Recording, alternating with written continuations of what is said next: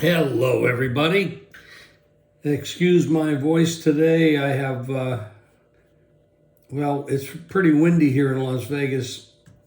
And when the wind blows, the dust blows, the pollen blows, and of course the allergies kick in and it's bad.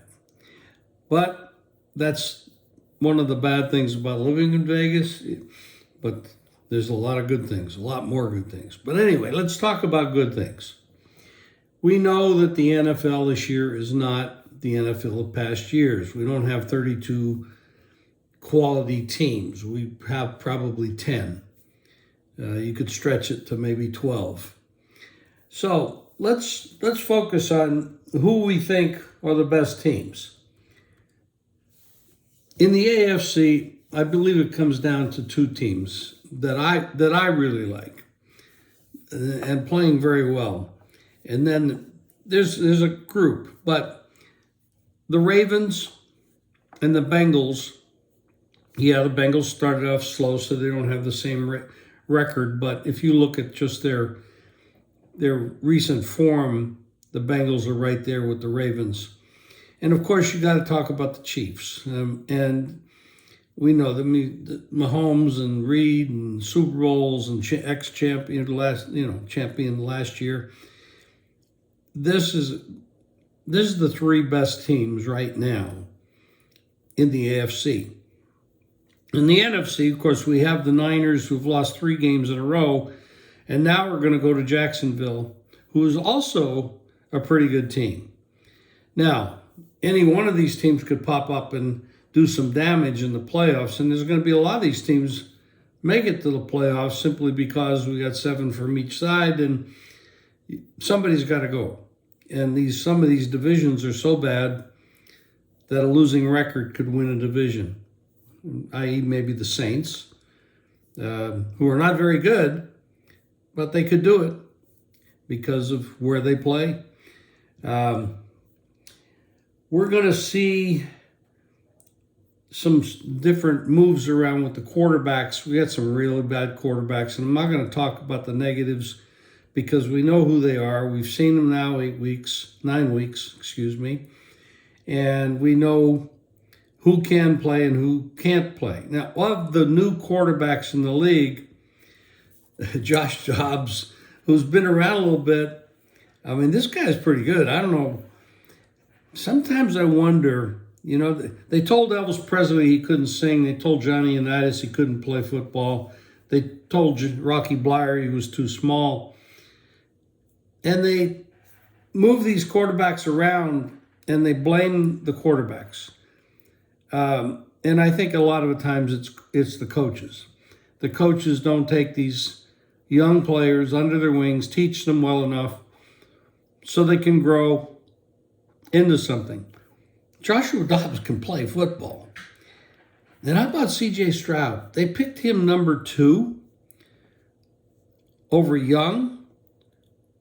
Well, when you watch these two, and first of all, Young is small. And I've gotten wrapped up in the Panthers and Young, and I'm done with that. That team's a mess. Young's a mess. The offensive line's a mess. The play calling, I'm not sure about. But the head coach is a mess. But Stroud, what he did last week, this guy's remarkable.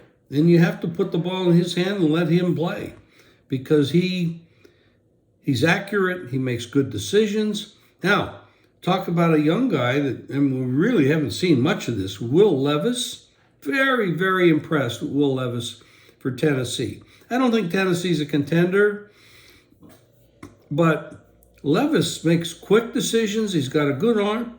He seems to have a good head on his shoulders. Maybe he's too cocky. Maybe he's too full of himself. That's what people say. I don't know him. But he has potential. I like what I see there.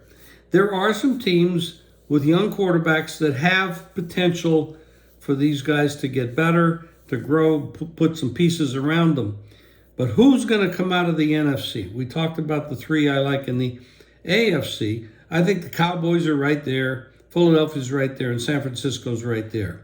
Other than that, I don't see. I think they're the sixth, and maybe I'm leaving somebody out. I'm not sure, but I mean, you could throw in. I guess you could talk about Detroit, and they got a big test this week going to Kansas or to the Chargers, who didn't play very well on Monday night, but they beat up on the offensively hapless New York Jets.